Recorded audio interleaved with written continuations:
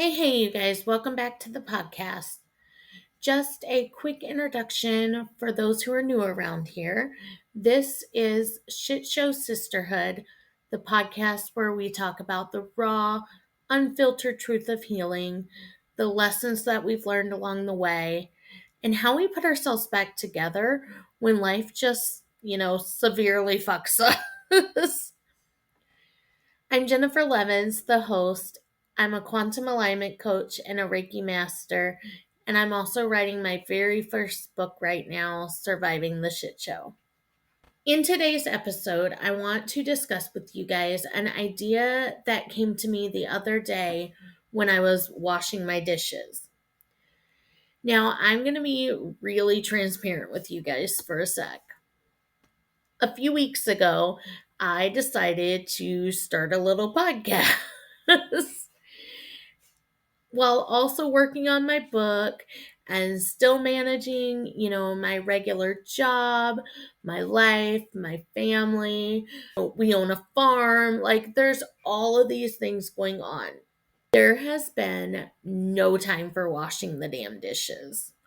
My whole house is currently a fucking shit show. And so over the course of a couple of days, we had really amassed this huge pile of dishes that it just got to a point I had to deal with them. So as I'm looking at this overwhelming pile of dishes, I remembered a YouTube video that I watched during my very first Reiki attunement. Now, just to give you a little bit of background info, when you go through the process of becoming a Reiki master, you typically go through 3 attunements or, cycles that are designed to acclimate you to the higher frequency of Reiki energy. Reiki energy is that pure life force energy that surrounds us all of the time. Is what the Chinese call qi or ki. It's also been called prana. It is just that essence of life force energy that is within us and surrounds us. My job as a Reiki practitioner is to be a conduit to direct that energy to flow to the areas of the body that you may need for healing. That is a responsibility that I take very seriously. It is my job to open myself up and to let go of just any of the bullshit that I'm hanging on to so that I can be of service to my clients. When I started this journey with Reiki 2 years ago, I went through my very first attunement. I've since had several others, but that very first one was just so incredibly powerful for me. During the weeks that followed it, I could really feel myself just letting go of all of the shit, really, in my life that was cluttering up my psyche. And when I say cluttering up, I mean that in the actual sense of the word. Like, I went on this massive decluttering kick for about 2 weeks straight, where I went down to just the bare basics of what my family needed to live. We got rid of just loads and loads of crap that was cluttering up our home.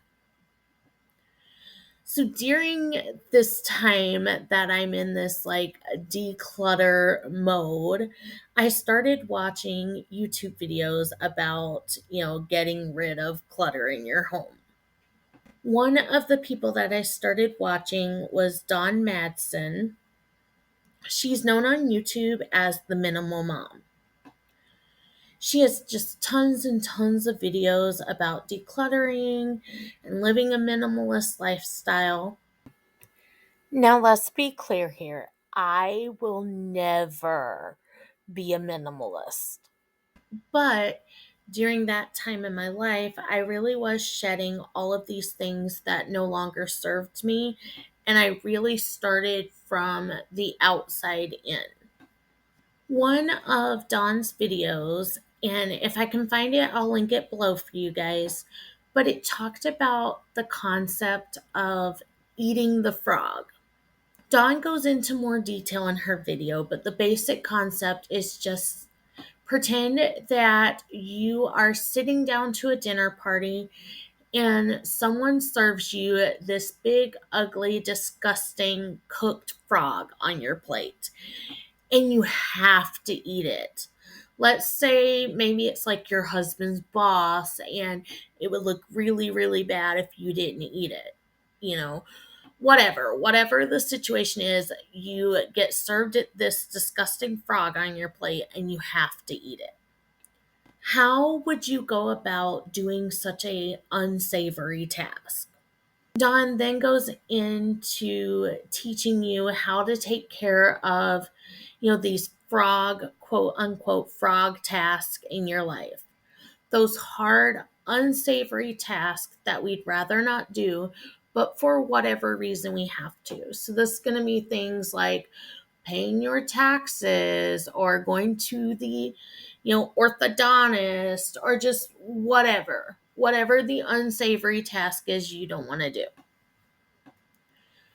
For me, the other week, my frog task was really my dishes. So I looked at this pile and I was like, okay, what are the frogs in this pile? What are the hardest pieces for me to wash? Let's get those out of the way first, and everything else won't seem as bad. So that's what I did. And it really worked. Once I got those big frog pieces out of the way, everything else felt so much easier. For me, doing those frog tasks are doing things like my cast iron. I have a lot of it. It's heavy.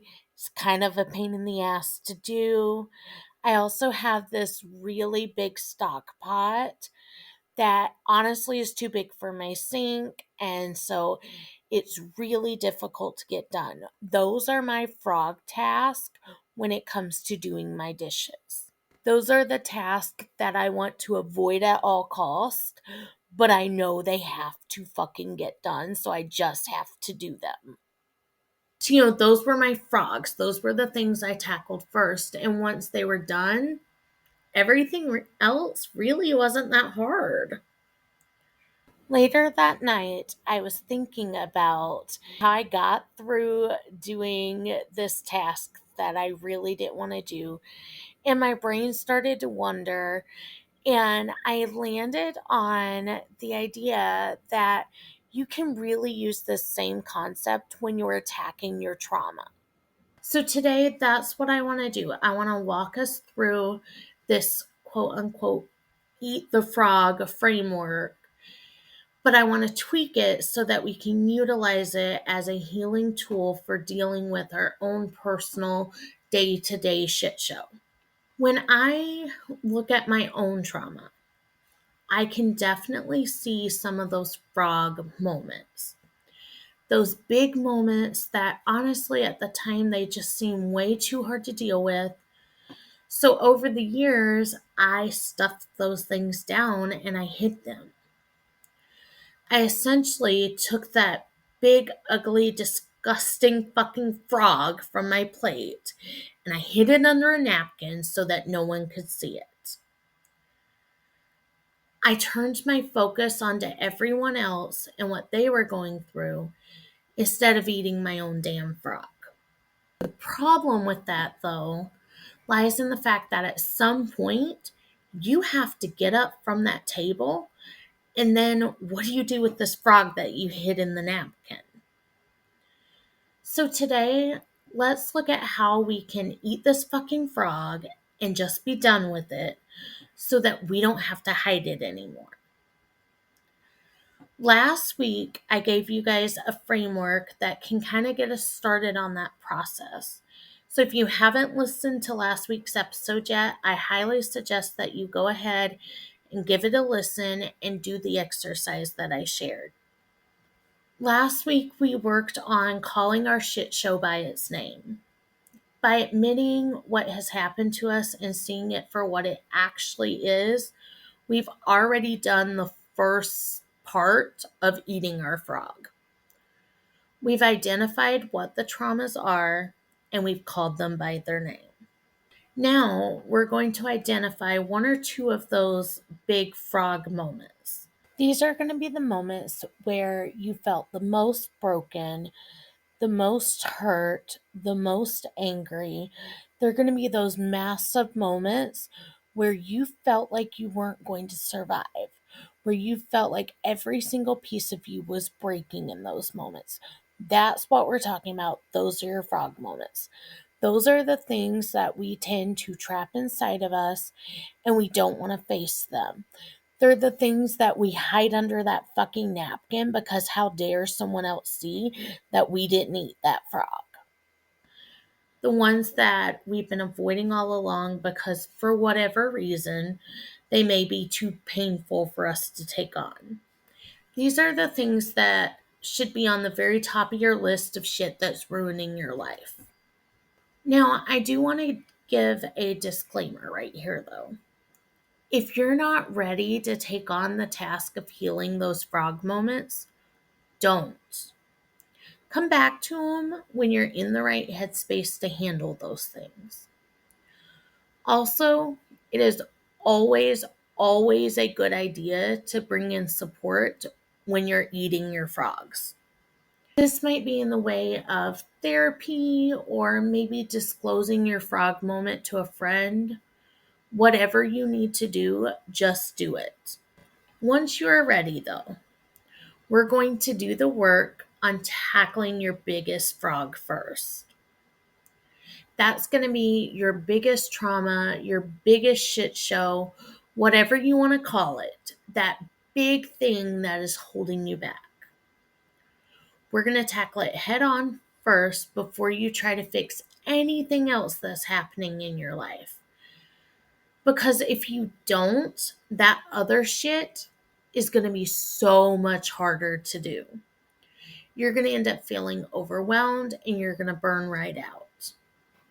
I know this because I've done this so many times to myself. I focus on all of the little stuff and I shove all of my big trauma down. And you know what? All that's ever gotten me is more anxiety, more depression, more anger, but no actual healing. Over the past 5 years or so that I've been on this healing journey, I've seen, tons of healers of all sorts of types.